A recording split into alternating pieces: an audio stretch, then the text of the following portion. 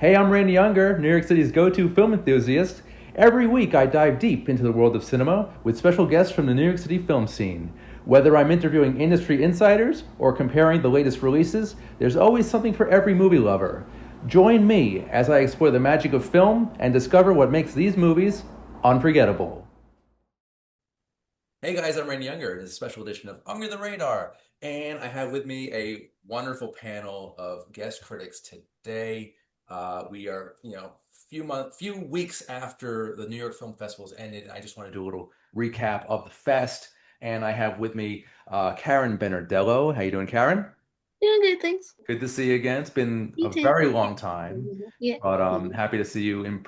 I saw you at the festival, and now I'm seeing you now, and this is really great. So thank you for being here. Well, thanks for the invite again. It's great to be back. Yeah. Thank you, thank you. And these two gentlemen here, we've got Ed Douglas. Ed, how you doing? I'm great. I'm happy to That's hear. my Tony. That's my Tony the Tiger impression. Thank you. Awesome. Always bringing the enthusiasm. I love it. And Mr. Matt Schuckman. How you doing, Matt? Hi, Captain. Welcome, sir. Welcome aboard the USS Unger. So, guys, the festival is has ended a few weeks ago. I'm still kind of digesting some of the stuff that I've seen personally, and I'm sure you are as well. But I just want to start off with four really special films that really left an impact on me. And the first one is After the Hunt, and it stars this great cast. Julia Roberts, the very talented Io Adibri. She was great, and Andrew Garfield. And this film focuses on a college professor played by Roberts, who basically is mentoring Io, a brilliant philosophy student. But one day she comes to her door saying that, accusing Andrew Garfield's character of basically, sexual misconduct to say the least. And I hope I just didn't ruin the movie for anyone who hasn't seen it. But Fought, it fought. it is, yeah, we're gonna cut that out. But it is a very very tight, very tense drama thriller, and I think the performances are on point, especially from the three actors that I just mentioned. And yeah, it's a little long. It's about 2 hours 20 minutes. It could have shaved off a few minutes there, but the script is so good and the acting's so great that you really don't really notice. And I think this is one of the best movies of the year. But I just want to hear from you guys now. Karen, what did you think of After the Hunt? This one was probably the one that really stands out the most for me for the festival. I really enjoyed it, and just seeing like the performances. I thought everyone was really gave like a really emotional portrayal of everything going on in the film, and I felt it was really like timely and current. And this one was probably like the one, like I mentioned, like that really stood out the most for me, just with the drama and kind of like the relatable subject going on right there. Yeah, definitely. Agreed. Great performances across the board, in my opinion. Matt? I felt it was uneven, much like another recent New York Film Festival film from was it last year or 2 years ago was May December? I can't remember, Hmm. where there's a certain amount of strange comedy that doesn't really fit well enough into the rest of the story, and it felt very strange and off-putting to me at times. Hmm. It's not a bad movie. I think also people get caught up too much into like I remember after the screening ended and they had the press conference. And of course, one of like the first questions was, and not really a spoiler, I guess, but I guess slight spoiler if anybody doesn't want to hear. The first question was, well, do you think the events really happened or not? And I'm like, that's not the point. And granted, I have my own theory, Hmm. which is that they were in on it together, and it was just to see which would happen. Because again, it's a hunt. It's the idea to see which best one wins, but it's not the point. And I think people get caught up in stuff that you know the film didn't really flesh out enough. So I didn't dislike it, but I didn't enjoy it that much. Oh, fair enough. Yeah, I guess I kind of see your point that it's uneven. It kind of had trouble establishing and maintaining tone, and you didn't really know which direction it was going to go in. But I'm fairly satisfied in the direction that Luca took. I just want to mention the fantastic director Luca Guadagnino, who is very talented, and I believe the previous film was last year's tennis drama thriller, I'm forgetting the title, guys. Champions, and he also and Queer was Challengers, last year as challengers, well. challengers. Challengers. Challengers, excuse me. I just hate Challengers. Challengers and Queer though was also last year. Yeah, Nice. Yeah. So he's a fantastic director. Love him. I So said Champions. Stupid me. it's okay. Ed, your thoughts on After the Hunt? Yeah, I was actually surprised how divisive this movie has been. I mean, it's really, I mean, Matt was kind of being nice by saying it was uneven. I mean, I've heard like much worse critiques of the movie. I thought the screenplay was great. I thought the cast was great. Michael Stuhlbarg, which no one has mentioned, is amazing. I mean, Always, he always yeah, is. almost everyone loves Michael Stuhlbarg because he actually brings some humor to a movie that's so dark and Yeah. you know. But I mean, I liked it. And I actually liked. I mean, it kind of is it was making a commentary on like cancel culture and things like that. Um, very deliberately, and especially on the college campuses. And I was actually really impressed with it. I mean, it is up there with some of my favorite movies from Luca Guadagnino.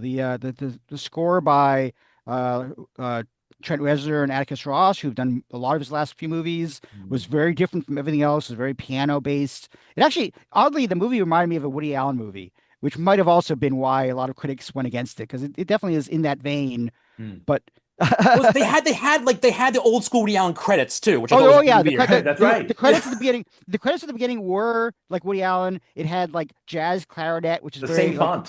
Same his font. thing, same font, clarinet, which is very you know. So, you know, I think it reminded me of like his better movies, and it I was definitely a fan of that. I do not understand why it was so divisive, including audiences too. I mean, it did not play well with audiences. Yeah. So Well, I've never been a huge fan of Julia Roberts, I'll be honest with you, outside of Erin Brockovich, but I think she I'm did kind of with you too. I don't think she's horrible, but I never thought she was that amazing. yeah, like she's so overrated and I never really got it.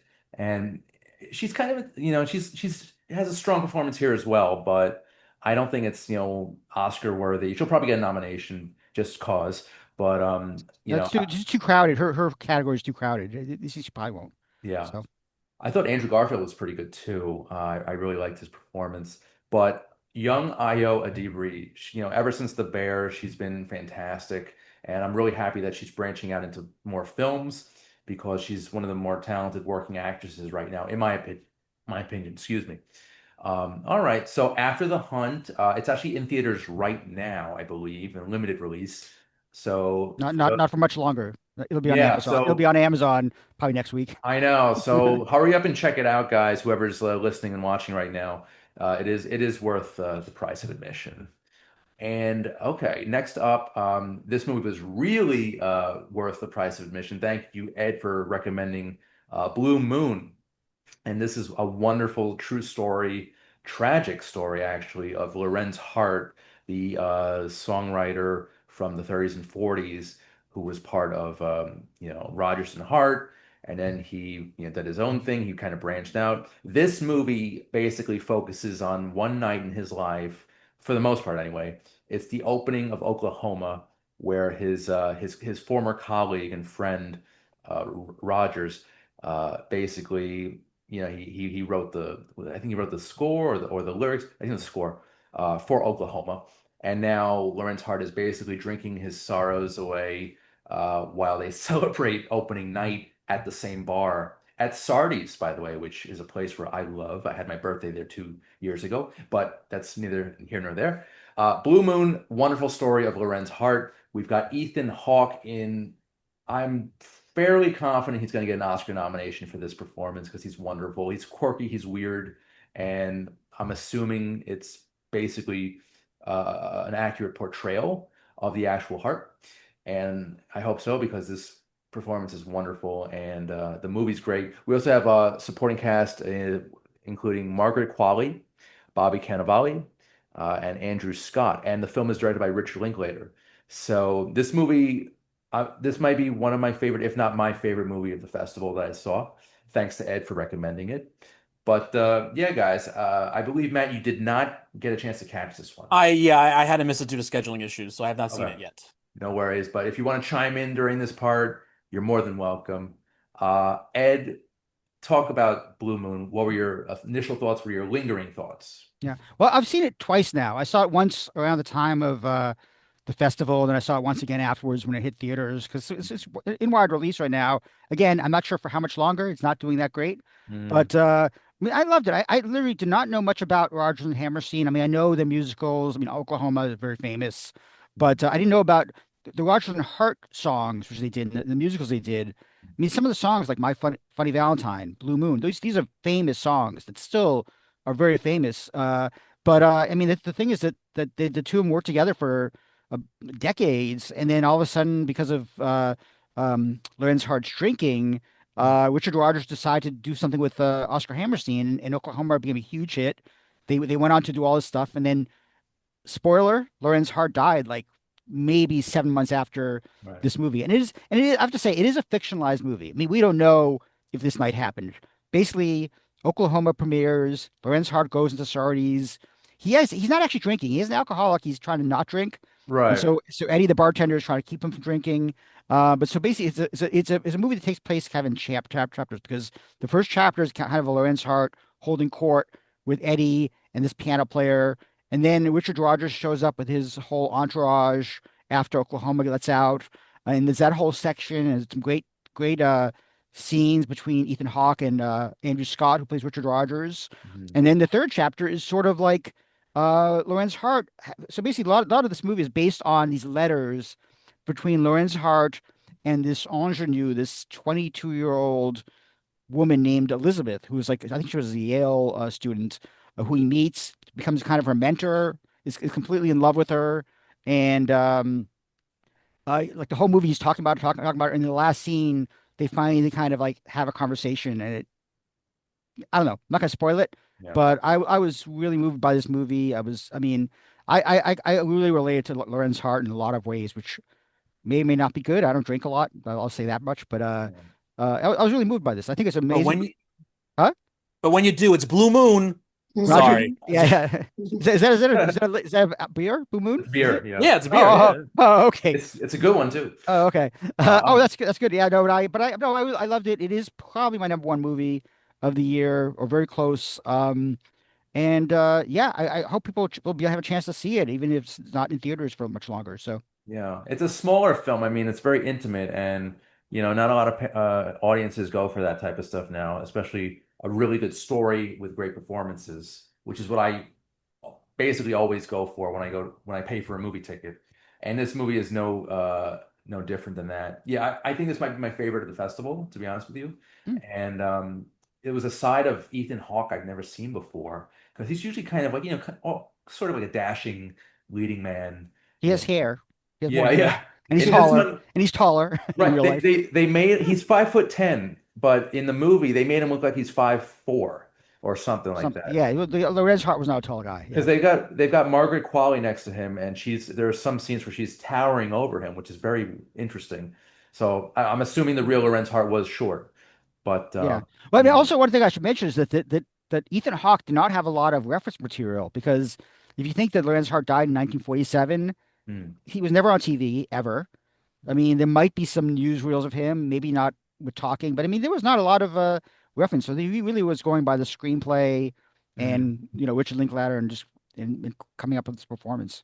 Yeah, it was a great performance, very tragic story, but I love the sense of humor here. Also, this did kind of feel Woody Allen-ish as well, I must say. So Yeah, that's two for two right now. That's really interesting. two for two for the guy who's been canceled. Yay! Yeah, hey, well, these are Woody Allen adjacent. Um, Karen, did you get a chance to see the film? No, I haven't seen it. I want to though. Ethan Hawke's always been a favorite of mine. He was actually the first press junket I ever did, and so Oh, I nice. always enjoy like following up with him and seeing his work. So One of mine also, oddly enough. Oh, I did really? And he before compliments me in my reel. Yeah. before sunset. It was Hey, before perfect. sunset, I think, or before sunset was one of my first. Oh, Yeah. cool. What was your first experience like with him, Karen?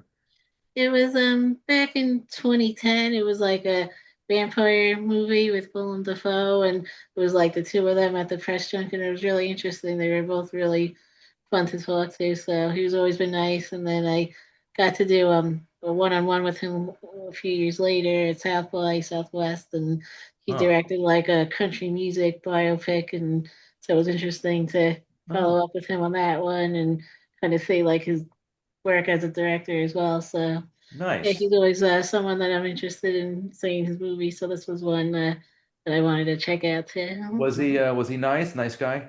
Yeah. Hmm. Good. I'm happy to hear that. Yeah. Yeah, I had to cancel my South by Southwest interview with Ethan Hawke because I had to go see Boyhood, which was they put it up against each other. I'm not sure why. Wow. So, having said all that, Matt, are you interested in seeing Blue Moon? I mean, yeah, I'll see it when I have the chance. I mean, I was always planning on seeing it. Just Hmm. life gets in the way. Indeed, life will find a way. And now I want to switch gears to Springsteen, Deliver Me from Nowhere, starring Jeremy Allen White as the boss, Bruce Springsteen. And this is basically a very standard biopic which focuses on a little bit of his childhood and his young adult life. And I think Jeremy Allen White does a fantastic job. He always does. He's a great actor. Loved him again. Also, The Bear. And we also have Jeremy Strong, who also delivers a good performance here as well. But he has to start lightening up because all of his roles are very serious, must say. But I liked him in this too. It kind of reminded me a little bit of his portrayal in The Apprentice. But yeah, Springsteen Delivery from Nowhere. It's good. It focuses on his basically crafting the 1982 album Nebraska which includes, I believe, Born in the USA, which is a famous anthem of his. And yeah, I think this movie was okay. I was not blown away by it. There's a lot of other much better biopics out there focusing on musicians. I'm trying to compare it to last year's Bob Dylan film, and I think they're kind of neck and neck, to be honest with you. I do prefer Jeremy Allen White over Timothy Chalamet.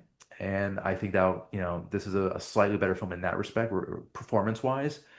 But yeah, overall, I was not blown away. I did not think this was a great film. It's a decent film, and it's slightly forgettable. I'm sorry.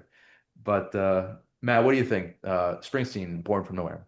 Well, I, Either. I haven't seen it. I actually skipped it You did. because Okay. I'll see it before award season happens. I'll be honest with you, I just don't care. Um, I I'm not saw a it and I don't massive care. Springsteen fan in general. Plus, also the idea that I'm kind of like a lot of people. I'm sick of biopics. I thought they should stop. I'm not saying they should stop making them, but Mm. nobody's going to outdo Spike Lee with Malcolm X. Nobody in the music biopics can outdo La Bamba. I don't see the point anymore, unless it's somebody I have no idea about. So yeah, I didn't see it. I have never really been a Bruce Springsteen fan personally, but when I saw that he was attached to the project, I was immediately hooked. He was the literally the only reason I went to see this movie. Actually, no, second reason. First reason might have been, or second reason was Ed Douglas recommending this one as well. And Ed, I'm sure you have some thoughts about the film as well. Yeah, I am not a Springsteen fan. I never really have been a Springsteen fan. I'm kind of like, I mean, I've always kind of been curious about why he's so huge and people love him so much. I mean, his fan base is diehard. Um, but I actually, and I haven't seen The Bear. I've seen maybe 2 or 3 episodes of The Bear. I've not like gotten hooked on it.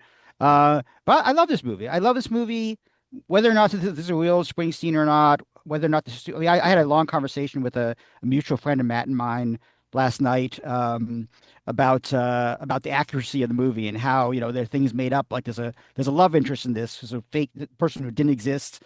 The people who will know a lot more about Springsteen and his history who probably will be not like this movie at all. I just enjoyed it as a movie of a man dealing with his past. He had father issues. These issues came up while he was writing Nebraska, which kind of was like in between The River and Born in the USA, which both, I mean, The River was a pretty big record. The Born in the USA was huge. This movie was just a very like quiet acoustic record recorded in his home or in a hotel room. I can't remember which, by Paul Walter Hauser, who I All really right. relate. I really could. I'll have to say, Paul Walter Hauser basically played me in this movie. I'm a recording engineer in my other life, and I literally sit in a room with an artist all the time, just kind of like tinkering with stuff. And so Paul Walter, I'm actually writing a movie that I hope Paul Walter Hauser will play me in it. We'll see what that Oh, happens. But that's a dream. seeing him literally play me in this movie as an engineer was great.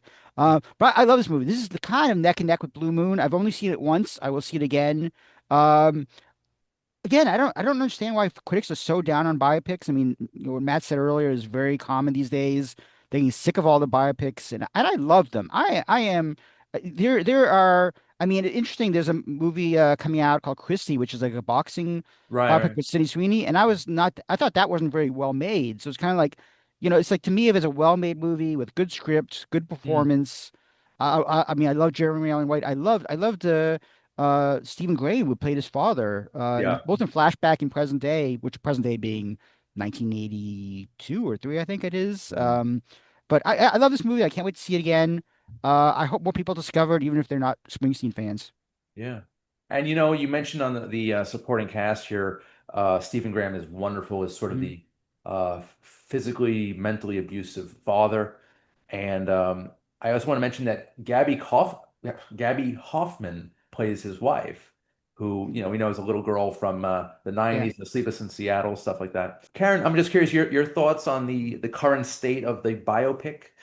I haven't always been like a huge fan unless it's like someone I'm interested in. It's not like I go out and see everyone that comes out, but I'm curious in like the person they're covering. But I feel like a lot of times like they'll just kind of like rush through things unless they like really focus on one aspect of a person's life. But Mhm. a lot of times I'll feel like they're rushed and stuff. So just Well, kind of depends on who it is that they're really well, showcasing. Springsteen is that. Springsteen is focused on this like 1 year, which is very much Right. about, yeah. I'm also already sick of the new, even though Blackberry was good, I'm sick of the new thing about like corporate biopics. Like there's a movie coming out called Blue Moon about the beer, and Mm. But yeah, we'll see what the future holds for the biopic. Um, all right, guys. So moving along, our last main review, and then we'll get into the honorable mentions, I guess. This one I actually caught in theaters, well, at the festival, A House of Dynamite. And now this film is very interesting. It's basically a nuclear missile gets launched, and nobody knows where it came from, which country is responsible, and it is basically up to the United States and their military to kind of find out what the hell's happening, uh, what to do. DEFCON, the number of DEFCON is being lowered, and I mean, I actually thought this movie was very tense, was very good, very scary, but it was a strong one. This might have been one of the stronger films of the festival for me, and it has an all-star cast: Idris Elba, Rebecca Ferguson, Gabriel Basso, Jared Harris, Tracy Letts, and Anthony Ramos in a painfully underused performance. Like I love this actor so much. I don't really think he's getting his due yet. I mean, he's still fairly young, but I think he needs to headline a film ASAP because he's great. He plays a soldier in this, and Catherine Bigelow directed it, and it is just another one of her her like tense military thrillers. I'm a huge fan of the movie, and I think this needs to be experienced on the big screen. I believe it's on Netflix right now, so if you want to catch it there, feel free. It is definitely worth your time. It's under 2 hours, which is very refreshing, and it's got a very interesting story. Matt, your thoughts on the film? I was unimpressed ultimately, I think.